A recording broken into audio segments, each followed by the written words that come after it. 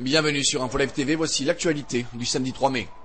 Le gouvernement palestinien, sous l'égide de son président Mahmoud Abbas, a décidé de reprendre le contrôle et de restaurer l'ordre dans les villes de Judée-Samarie.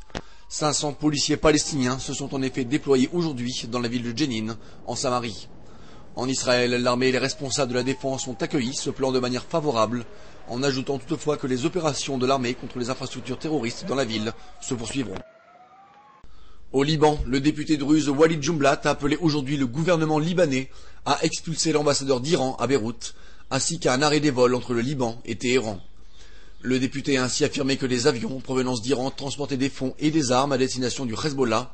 Selon M. Jumblat, qui a révélé l'information lors d'une conférence de presse, le Hezbollah aurait selon lui placé des caméras de surveillance au sein même de l'aéroport international de Beyrouth, afin de surveiller les allées et venues des responsables du gouvernement. Les 5 membres permanents du Conseil de sécurité des Nations Unies se sont mis d'accord ce vendredi sur de nouvelles propositions en destination de l'Iran, afin d'encourager le régime de Téhéran à mettre un terme à son programme nucléaire.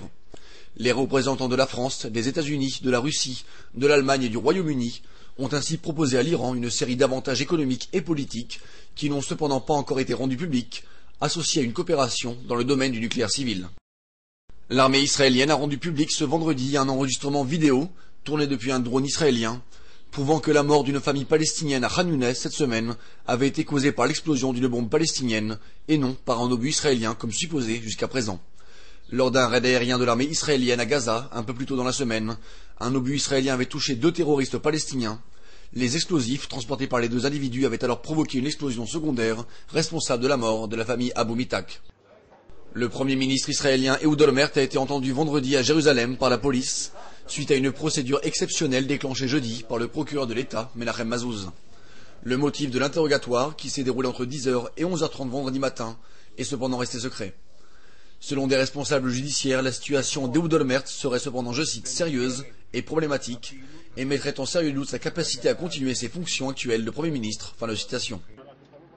Un Palestinien de 28 ans, Khalil Al-Zahiri, a été tué ce samedi à Hebron par l'armée israélienne, après avoir refusé de jeter le poignard qu'il brandissait lors d'un contrôle dans la partie ouest de la ville. L'homme s'était présenté devant les soldats à un point de contrôle armé d'un couteau de 15 cm et avait ignoré les appels répétés des soldats à se débarrasser de son arme. Merci de nous avoir suivis sur InfoLive TV. Très bonne soirée à tous.